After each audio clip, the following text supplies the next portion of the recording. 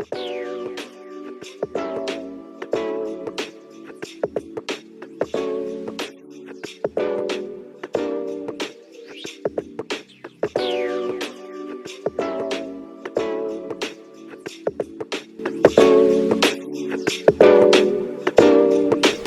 2 of Anything Goes with DJ Happy is finally here, and you don't want to miss this. We're talking fresh topics, new perspectives, and new line of guests. You never know what's coming, And that's the fun part! Get ready for anything because dito sa Anything Goes, dito tayo ay masaya at si Lord lang ang bida. Pagpapala pa more and keep the faith, everyone. God bless us all!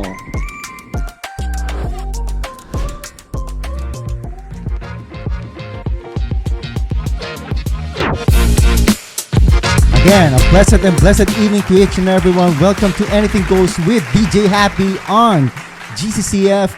Dito muna. That's right. Dito po muna tayo. Maraming salamat po sa ating mga viewers na nasa kanilang mga tahanan ngayon at sa mga iba po na from this moment na nasa kanilang mga workplace, no? Kasi gabi po ngayon or mga pauwi pa lang po or yung iba po, they are having their dinner, no, sa oras na ito, at sa mga nag-chill na po at nagpapahinga na sa kanilang mga tahanan, isang mapagpalang gabi po sa ating lahat. Also sa mga brothers and sisters natin, ng mga OFWs at mga nasa ibang bansa, maraming salamat din po muli sa inyong pagtangkilik at panonood muli dito sa programang ito, Anything Goes with DJ Happy on GCCF. Kaya sabay-sabay po tayo, dito muna po tayong lahat. Sa Anything Goes po, tayong lahat ay masaya at si Lord lang ang bida. Alright? So sa gabing ito, gusto ko pong pasalamatan unang-unang ating crew ng Anything Goes. Unang-una po si Miss Mara Panganiban, ang ating new ministries chairperson. Si Mr. Sean Abella, ang ating multimedia chairperson. Si Jen Mendilio and EJ Mahipus, ang ating mga mahuhusay na executive directors. Si Mr. Ryan De La Serna and si Sir James Rapiz, ang ating mga mahuhusay din na direktor. Siyempre, wala na iba ang ating administrative pastor na si Reverend Rani Jacinto. Maraming salamat po, Pastor, sa patuloy na pagsuporta nyo po dito po sa ating programa na ito na Anything Goes with DJ Happy on GCCF dito po sa Central United Methodist Church. Alright. So sa gabing ito, meron po muli tayong very special guest, no? To avoid mo spoilers, no, hayaan po natin siya ang magpakilala ng kanyang sarili. Pero bibigyan po natin kayo ng na simple, no, pinaka-basic po na introduction po para po sa kanya. Unang-una po, siya po ay napakasipag, no, na worker po sa Central United Methodist Church.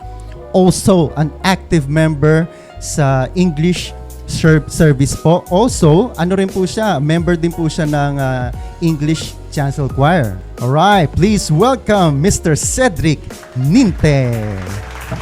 Hello, siguro sasabihin ko good morning, magandang tanghali at good evening sa lahat po ng viewer natin kasi hindi lang po sa Pilipinas tayo nakikita, di ba? Mm-hmm. So kahit saang lugar nakikita tayo. Hello po sa lahat ng nanonood po ngayong gabi.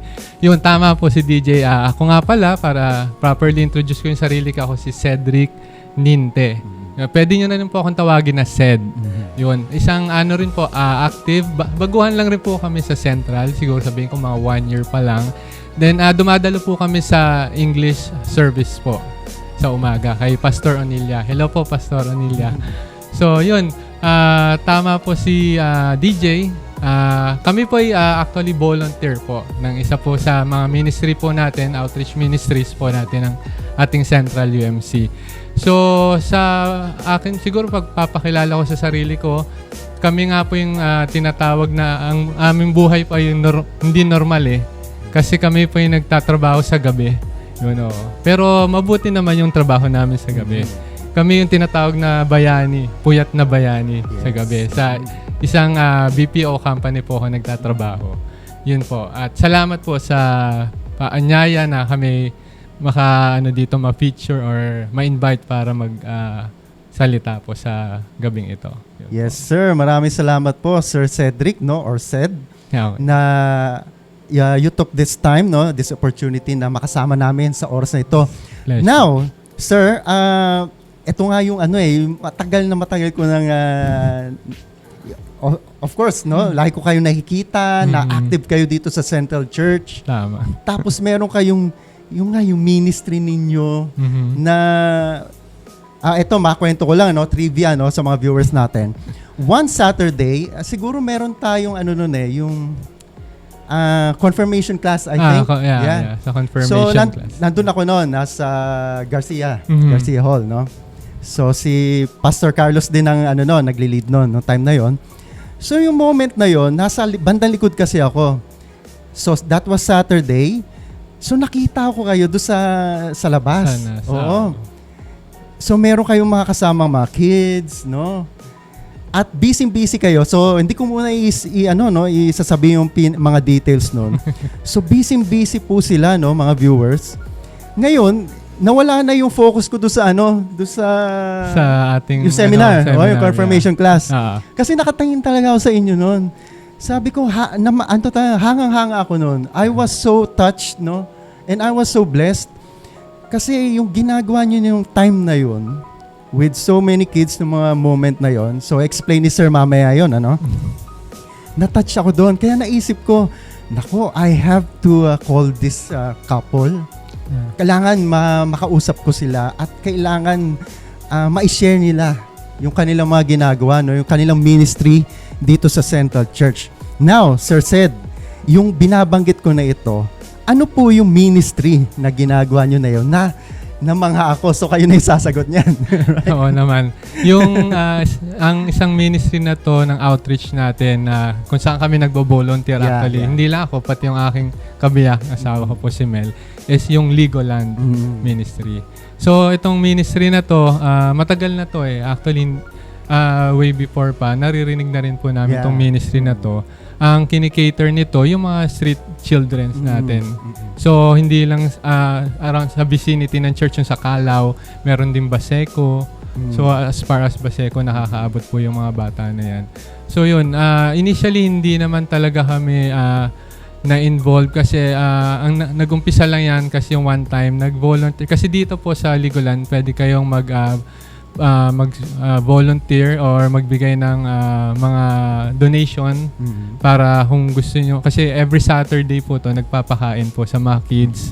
Yan, aside dun sa pakain, recently nag-start na rin sa pinapaliguan. Kaya nga pinangalan ng Legoland. O Ligo. Parang hindi siya Lego. Ligo. Pinaliliguan yung bata.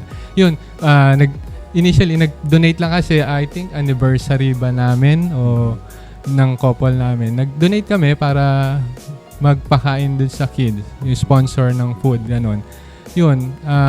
Then later on, hindi, kasi way back, bago pa naman, before, meron na rin kami yung ministry actually, na outreach ministry na gusto rin talaga namin magpakain sa mga bata or mag-cater sa mga bata. Nung nasa ibang church pa kami na kung saan kami nagsiserve din. So, yun.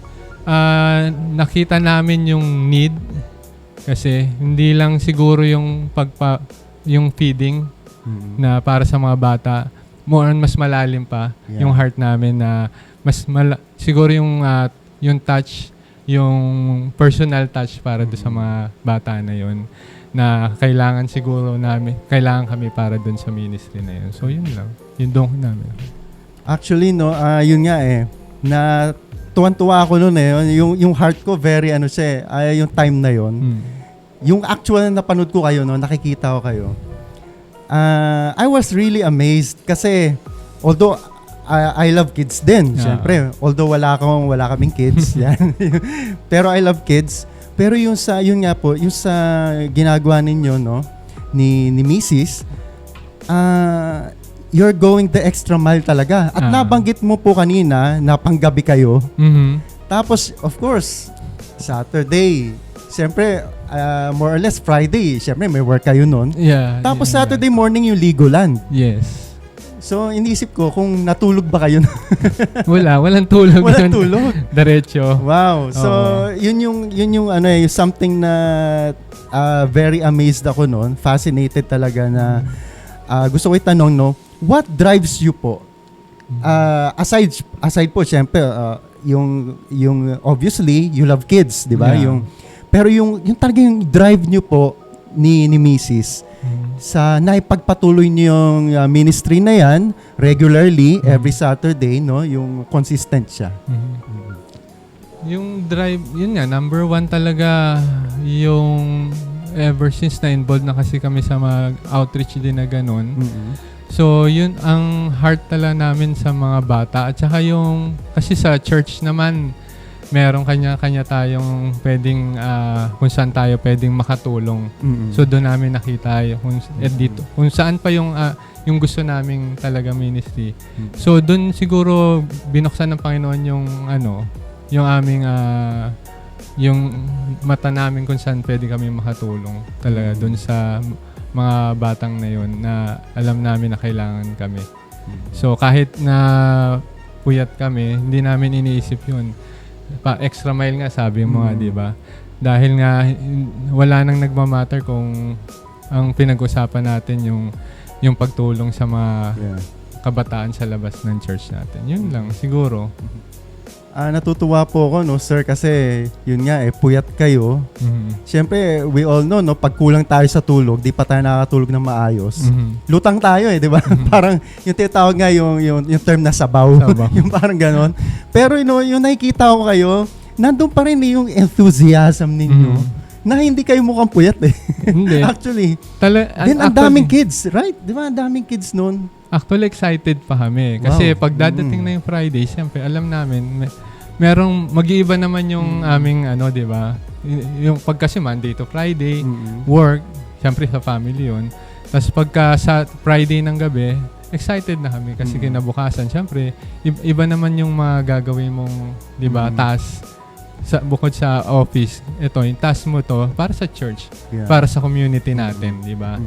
So, yun naman talaga yung, sabi ko nga, lagi naman sinasabi na, yun yung, hindi na natin pwede sabihing hobby eh. Yun na talaga yung gusto namin talaga. Parang way of life nyo na. Oo, yung way of life nasa namin. sistema nyo na po. No? Sistema na makatulong tayo sa church kahit sa ganong paraan.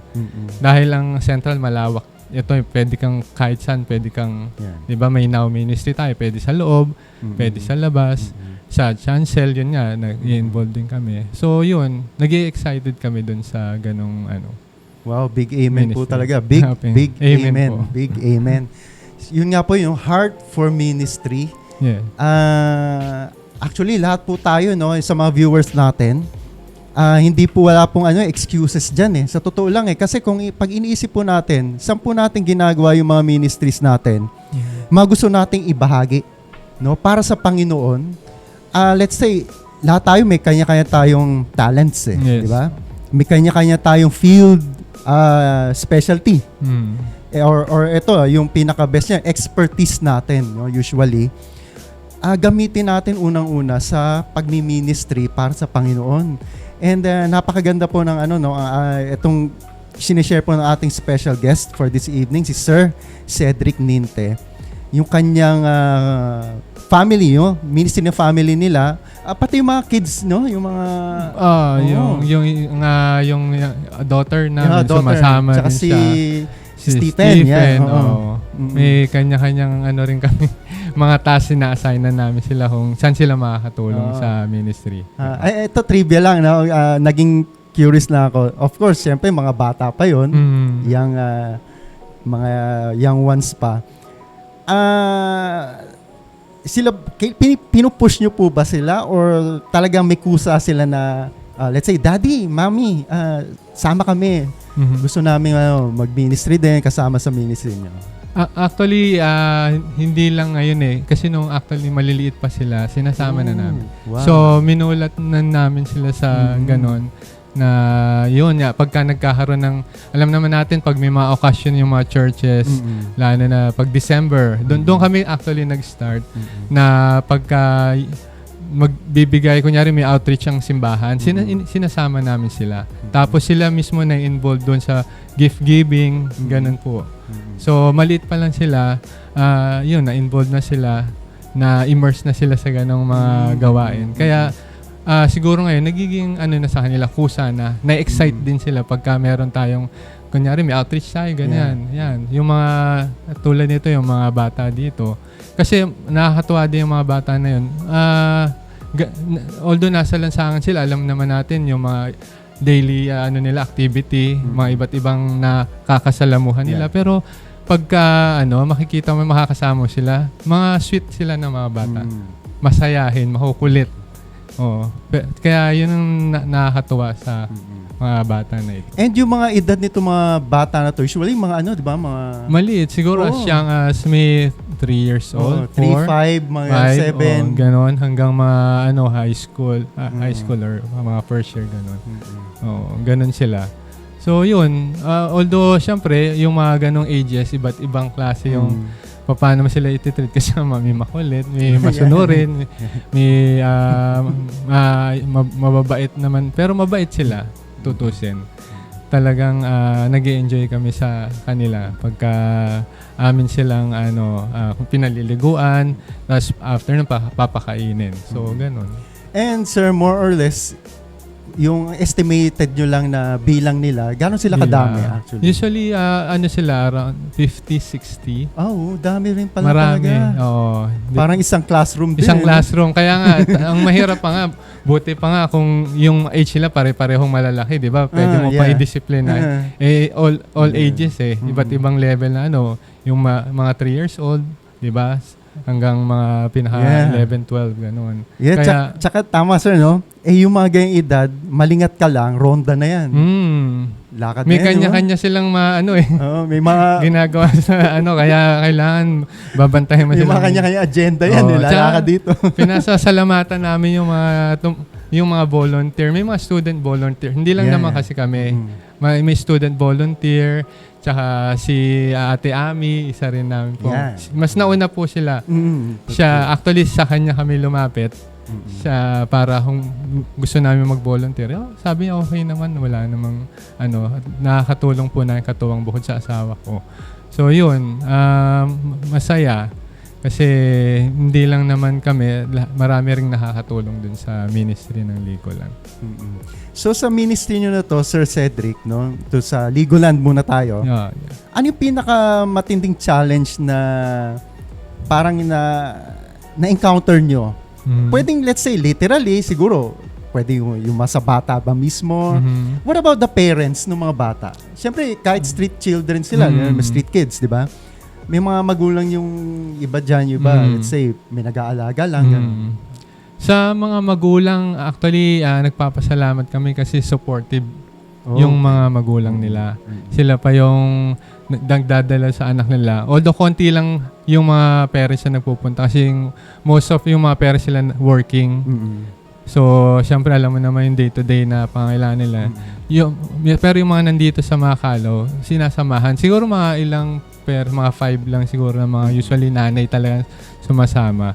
Nagpapasalamat kami sila kasi talagang sinusuportahan at mababait dahil pagka kunyari kumakain na sila, pagkatapos ng kumain, nagliligpit sila.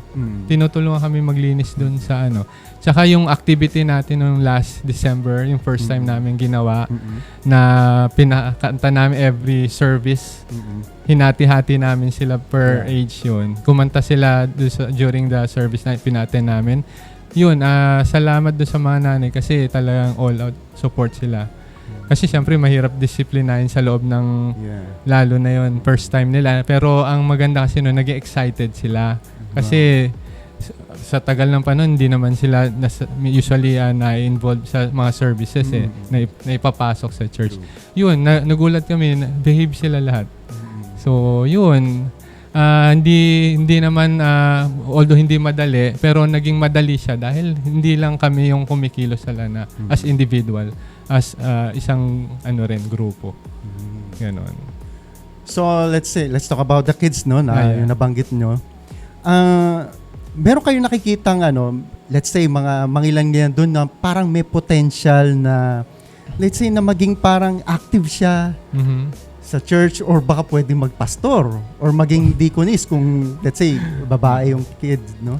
Siguro, hindi ko masasabi Mhm. pero si Lord na siguro ang Yeah. ni Holy Spirit na lang ang magsasabi. Pero minsan kasi Pero- nakikita mo sa bata yun parang parang nagkakaroon siya ng Tama. improvement. Ah. Parang gano'n no? Pero sa totoo lang, hindi naman sa yung the first time namin silang nakasama talaga noon, as in sobrang makukulit sila. Yeah. Siyempre alam mo naman yung way, yung attitude sila, medyo yung attitude nila. So hindi ko naman sinasabing hindi maano. Siyempre sobrang gulo nila. Yes, normal naman po yun kasi exposed sila sa outside. labas. Pero pagdating nila, eventually yung habang tumatagal, nakikita namin yung changes ng kanila attitude. Pagka kinausap sila, pag kinol yung attention nila, may tahimik tayo, ganito. Kasi kakain na tayo, mag-pray tayo. Ano bang tinuro pag mag-pray tayo, di ba? Ano sila, na ma-manage na sila ng na nadidiscipline sila ngayon. And I think naiintindihan nila yung pag nagpe-pray, mga gano'n Bago pa, pagdating pa lang namin, sila Teacher Medi talaga alam na kung anong gagawin, di ba? Pag pray tayo, close your eyes, bow your head, di ba? Yun. So, alam na nila yun. Automatic na yun. So, yun lang. Wonderful. Napakaganda ng sharing ni Sir Cedric, Oo no? nga po. Isa pang tanong, sir, no? Ah. Sa mga ganitong ministry, of course, tayo dito yung Legoland. So, aside sa yung pinaliliguan natin mga kids, syempre, hygiene, di ba? Yung mga street kids. Then, of course, normal na yung part doon yung feeding. Yeah. Tapos, may mga activities, di ba? Yung devotion, yung mga gano'n. Nag-aano sila, memory verse. Yan, memory verse. Tapos, storytelling about yung sa Bible, yung mga ating So, usually, umaabot ng ilang oras yung buong... Usually, nag-start siya na tayo nung Legoland 8:30 ganon. 8:30 Siguro in the morning, naglalast lang siya ng mga 2 hours lang naman. Okay. So, after lunch pa rin talaga. Before lunch, natatapos siya. Sa mga 8:39, mga 10, ganon o'clock. Then after nun, parang fellowship na lang. Usually, nag-start naman yan ng yung storytelling talaga, ganon. Tapos, yun, pagkatapos ng storytelling, yung food nila, pakakainin na. Pero lately, kasi nga ito, in-start na namin yung sa Legoland, yung pagpapaligo. Kasi, di ba, summer ngayon. Yeah. So, para naman, isa ring problem kasi na ating yung sa street children, yung wala silang maayos na liguan. Yeah. Minsan yan, nakita namin yung mga bata sa gilid dyan sa sentral sa likodan natin, doon sila naliligo. Di ba? Para wala silang properly na bathroom na talagang nililiguan. So yun, in a way, yung central, makatulong tayo sa kanila na medyo ma-refresh sila, di ba? Kahit papaano, yun. Na masaya sila, excited sila kasi pag sinabing, maliligo na tayo, yay, ligo na tayo. Ganun na sila lahat. Swimming. Unahan sila. Unahan. Naisip ko yun, Sa tingin mo ba, sir, okay ba yung maglagay na isang malaking Nako, portable swimming pool? Yung inflatable? Pwede naman, kaso mahirap yung magugulo. Kasi may excite sila. Kung ito nga lang naliligo sila dito sa may sinet-up kaming mamaya si Mrs. siya magbibigay, baka wala na siyang maikwent. Yung mga announcement or yung siya na lang ang bahala mamaya. Pero kami may isa kaming ginawang isang paliguan temporary na makapagpaligo. Yung mga medyo malalaki na, medyo dalagita, ganon. Siyempre, kailangan enclose. Yung pinaliliguan namin dun sa, Tsaka yung mga medyo teenagers na, marunong na yan. Oo. So, nilalagyan, sineta pa namin nandun sa banda sa security guard kay Nante. Merong ginawa siyang temporary na naka-enclose. May area. Yun nga lang, naka-host lang yun, yung mga ganun. Kasi wala pa talaga yung properly. Kasi medyo kailangan pa i-repair yung mga restroom natin. Tapos yung maliliit naman, dito muna sa may sink dito, malapit sa Garcia. Kasi medyo wala pa namang mali siya yung yun. Pero mabilisan lang naman. Para lang at least ma-refresh sila kung sino yun. Yun lang. Now, sir, napakaganda kasing ministry taga nito, Kinikater nyo mga street children, At around, no, estimation nyo, mga nasa 50s. 50 to 60. Marami yun actually. Marami. Marami siya. Isang classroom nga, nabanggit namin. Mm. Now, sir, ano sa tingin mo ang kailangan pa ma-improve? Kasi napakaganda ng ministry na to eh. This ministry deserves yung improvement talaga. Number one, facilities, di ba? Sa tingin mo, ano yung mga gusto mong i-suggest? Kasi, alam mo naman, si Lord, no? Walang imposible para kay Lord. Yes, amen. Marami. Yun, number one, yung ating mga bathroom na pwedeng gamitin. Although, dati doon naman sila naliligo. So, may kailangang i-repair lang. Tapos, one time, nagsasuggest kami, temporarily, pwede maglagay na parang mga portable na bathroom. Iniisip nga namin yung may stand, tapos yung mga curtain na open. Tsaka kasi nga, sir, no, baka dumagdag pa yan eh, syempre. Dadagdag pa yan. Kasi yung iba naman, nag-aaral pa. So, hindi masyadong nakakadalo. Kasi minsan pag Saturday, may mga pasok din sila eh. So, ganun. Pero marami kasi maganda yung aming pong tinitignan dito para sa likuran. Yung marami siyang mga opportunities para sa bata. Hindi lang naman nalilimit yun dun sa pagpapaligo at pagpapakain. Hopefully, meron tayong ma-improve sa buhay din nila. Yeah, that's yun true. ang isang objective. Hindi naman para sa amin, para sa kanila. Siyempre, lalo na para mag-glorify yung Panginoon, di ba? That's true. Yun. Yun nga, no, ako amazed ako sa mga young people, no, mga kids, na yung sa murang edad nila, alam na nila, kilala na nila ang Panginoon, kilala na nila si Jesus. Ako doon amazed ako sa mga batang ganon. Kasi once na lumaki na yan, hindi na mawawala yan. Yes po. Nakatatak na sa kanila yan. Kaya, no, Sir Cedric, I salute you, no, sa inyong ministry na Legoland dito sa Central United Methodist Church. Now, looking forward, sir, no, aside po sa yung sa Legoland, then nandiyan rin yung feeding program na yun, kasama na rin dyan. So, what about yung ministry mo rin sa pag-awit? Nakasali ka sa English Chancel Choir. Ganun din, ever since din, hilig na rin naman din namin umawit talaga sa Panginoon. Kasi kung, yun nga, sinabi mo, bawat isa sa atin may mga talent. True. So, i-maximize na natin yung talent natin para sa Panginoon, di ba? Lahat naman yung ginagawa natin para nga lagi, all for the glory ng Panginoon, di ba? Binigyan na tayo ng talent, why not gamitin natin, di ba? To the max na. Yun. Tsaka ina-enjoy namin yun. Kahit minsan nawawala tayo sa tono, hindi naman tayo magaling masyado. Yun. Pero pagka umawit ka sa Panginoon, totoo pala yun eh. Pag binibigay mo yung the best para sa Kanya, kahit ano pa yung tono natin, maganda sa Panginoon yun eh. Basta galing yung awit natin sa heart natin, sa puso natin. Now that you mention it, no, sir, no, naalala ko naman, no, yung para sa Panginoon nga, binibigay natin yung best natin. Di ba sa work natin, sa mga boss natin, binibigay natin yung best natin eh. Pero siyempre, lalo na kay Lord. Oo. Kumbaga, 110% ibigay mo yung best mo talaga sa Kanya. Kaya sa mga viewers natin, kung meron kayong mga, let's say, mga talent, no, mga specialty, mga skills na pwede nyong ibahagi sa mga churches ninyo, no? Of course, yung mga Centralites din, no? Yes. Kung meron kayong mga gustong i-share, no, na maibahagi nyo sa paglilingkod or sa ministry ng ating simbahan, please do so, no? Wag po tayong mahiya. Wag nating itago yan kasi kumbaga time is short, 'di ba? We're not getting any younger, no? Kasi marami kasing cases niyan, sir, no, yung parang meron pa siyang schedule, time frame. Hindi, ganito. Hanggang sa tumanda na, wala na. Kung so marami akong kilalang ganyan. Gustong, sa music. May involved. Sa music. Ganon.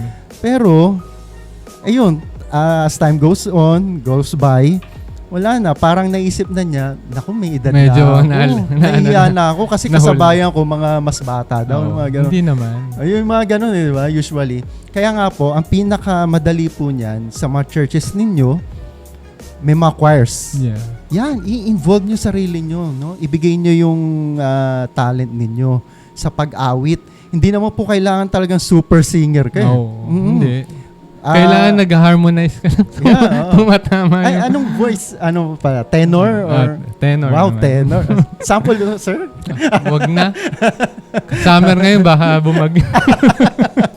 Wow, nice joke. Oo.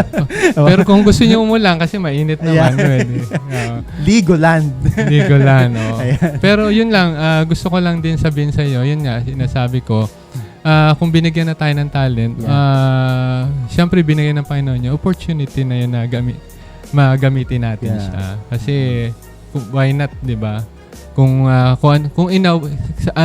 Yung talent na yun kasi hindi naman kailangan magaling ka or the best ka or in a simple way na pwede kang makapag-contribute sa ministry na yun. Malaking bagay yun. Hindi kaya, kumbaga hindi mo pwedeng sabihin na kailangan ganito na ako, magaling ako kumanta or ganon. And mag-start ka lang sa yung first, mag-step ka sa unang step in a simple way. Malaking bagay yun. Involve mo yung sarili mo. Yun, malaking bagay yun kasi para ma-achieve natin yung mission ng ating Panginoon para sa atin. Ayan. Very well said, no, Sir Said. Gusto ko the floor is yours right now, no? Kung may gusto po kayong i-share let's say i-shout out, i-greet, i-promote, yan po. Sige po. Please do.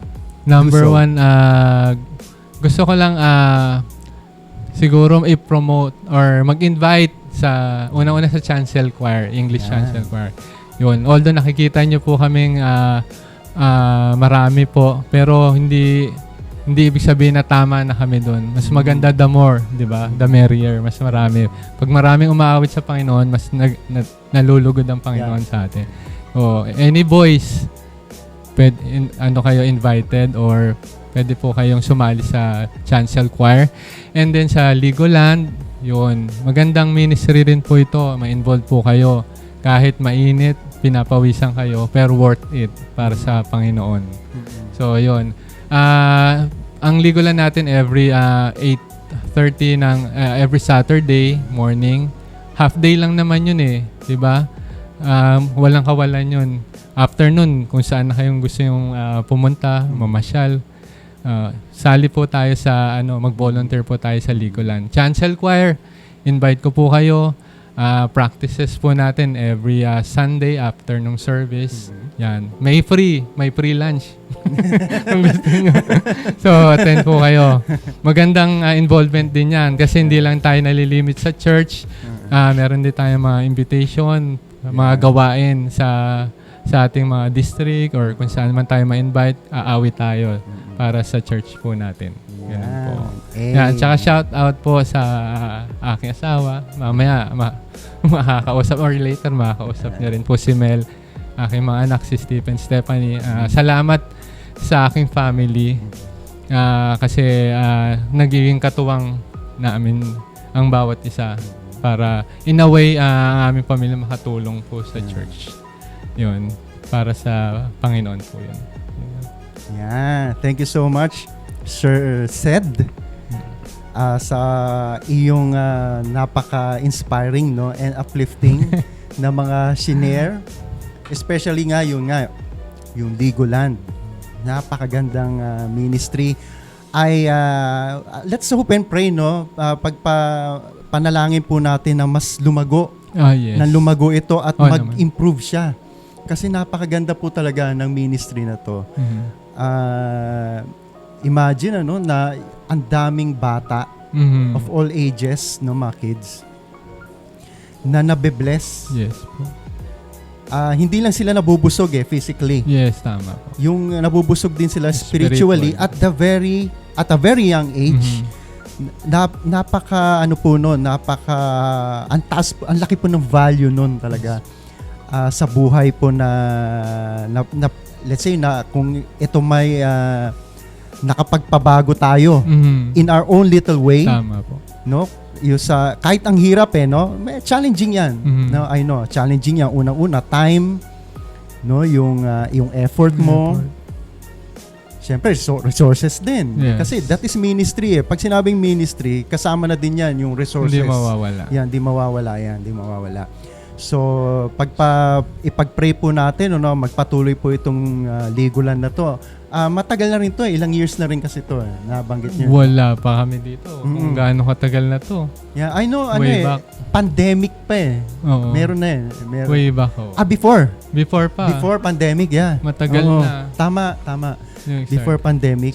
And see, hanggang ngayon, ano pa rin siya. Nagko-continue pa rin Continue siya. pa rin siya. Kaya doon mo makikita yung pagpapala ng Panginoon eh. Amen. No? Tama. Ang kailangan na lang natin yung how to make it better. Better. How to improve. Improve. Number one, yun nga. Sige, ako na lang magsasuggest siguro. Oo, sige, pwede naman. Hindi ba Siguro, ikaw katulad? kasi yun nga, ito normal kasi to. Siyempre, ang gamit lang talaga natin dyan is hose, di ba? Siyempre, yung kung ano yung mga balde, tabo, yan yung mga common eh. Of course, meron tayong mga soap. Gawin natin ng improvement yan, magkaroon tayo ng mas suitable na areas, no? 'Di ba? Suitable na areas. Tapos meron tayong mga comfort rooms na magaganda naman, malalaki. Actually, meron naman yung sinasabi ko lang yung dun sa may Mossbrook. Na kasi may CR naman talaga yun eh. Yun nga lang kasi, yun talagang ginagamit talaga before. So, hindi yun pa nga siya lang functional. Functional siya before. Kailangan lang siyang kailangan ayusin.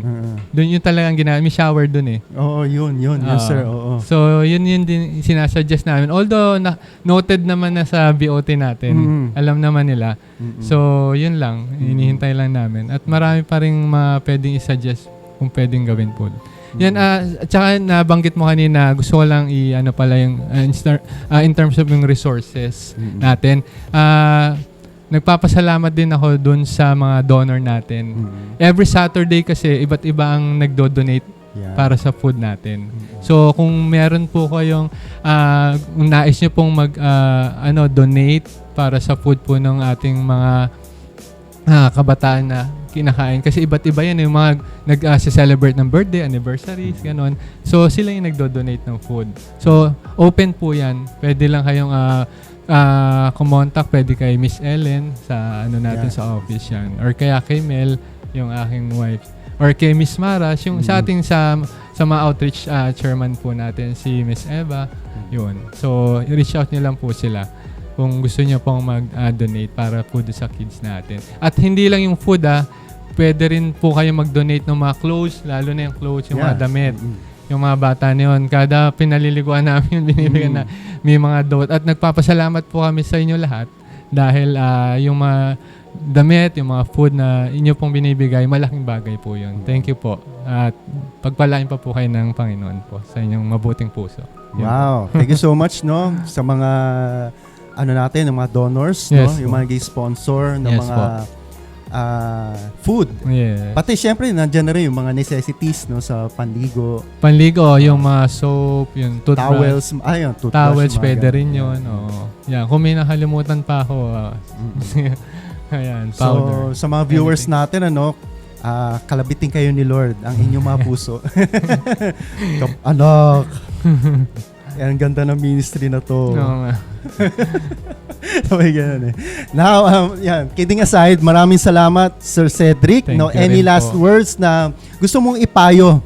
Lalo-lalo na sa mga mas younger sa atin. Yes. Pero young pa rin naman. Young kami. naman. Magkasa-edad lang kami ni mga mas younger sa atin na meron silang gantong let's say yung desire or passion na gusto nila mag-ministry yung parang ganito, yung outreach. Ano yung mapapayo mo sa kanila? Payo?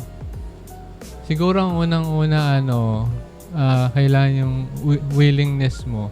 Yung intentional. Maging intentional ka.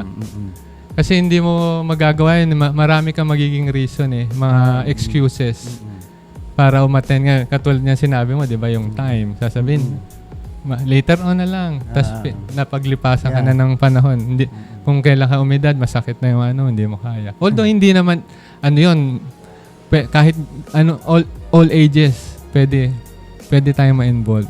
Hindi pa naman late para sa Panginoon na maglingkod. So, yun lang. Maging intentional lang tayo. At saka yung heart natin, dun sa ministry natin. Kung ano mang ministry yun, hindi lang naman sinasabi kong likulan o hindi lang chancel choir. Kung saan yung nakikita yung sarili natin na pwedeng tulungan natin yung church natin, yung central. So, yun lang. So, iba't iba na yung mga ministries na pwede natin gawin. Kung meron kayong talent na to share, mag-Bible study. Bible study. Please do Sunday so. school.